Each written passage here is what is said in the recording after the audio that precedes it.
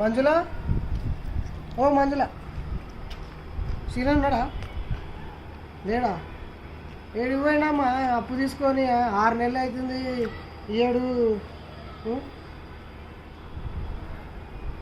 నమస్తే. ఎడున్నారా సీను? ఇంట్లోనే ఉన్నావా? రా, ఇంటికాడికి వచ్చిన, బయటికి రా. మంజుల, డబ్బులు తీసుకురు. 6 నెలలు అవుతుంది. ఇవ్వాలి కదా, అప్పుడు ఇస్తా, రేపిస్తా, మాపిస్తా అని. చిక్కాడు దొరకడు, ఆడిపోతే ఈడికంటాడు, ఈడిపోతే ఆడికంటాడు. ఒక్క పాలని నీ మొగుడు దొరుకుతున్నాడమ్మా. రారా సీను, చెప్పురా సీను. పైసలు ఎప్పుడు తీసుకున్నావురా? దసరా కరంగా తీసుకున్నావు. 3 నెలలకి ఇస్తాను. 3 నెలలు 6 నెలలు సంవత్సరం అవుతుంది, ఏడాది వచ్చాయి. ఇక నన్ను ఇవ్వాలన్నారా? అప్పుడు ఇస్తా, మాపిస్తా అంటావు, ఫోన్ చేస్తే ఫోన్ ఎత్తావు. బయట ఎంత ఇస్తున్నారా వడ్డీ? 10 రూపాయల వడ్డీ నడుస్తుంది.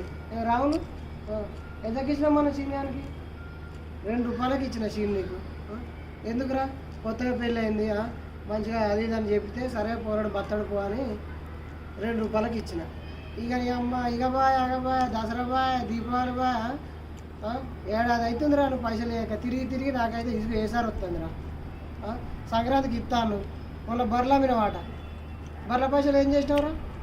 బర్రెల పైసలు ఇస్తారా అన్నావు, ఇచ్చినావా? లేదు.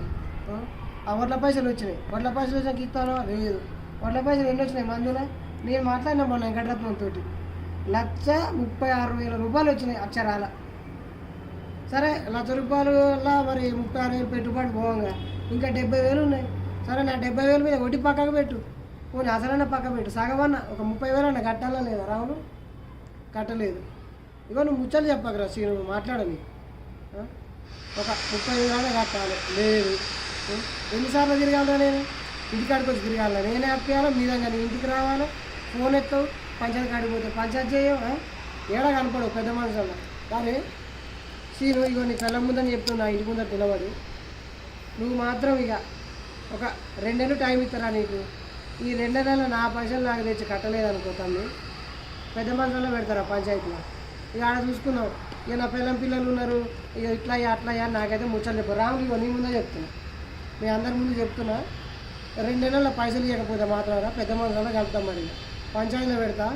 ఇవన్నీ ఇక వద్దు, నాకు ఈ ముచ్చట్లు వద్దు. మీ అమ్మ పైసలు తీసుకుంటే మళ్ళీ నాకే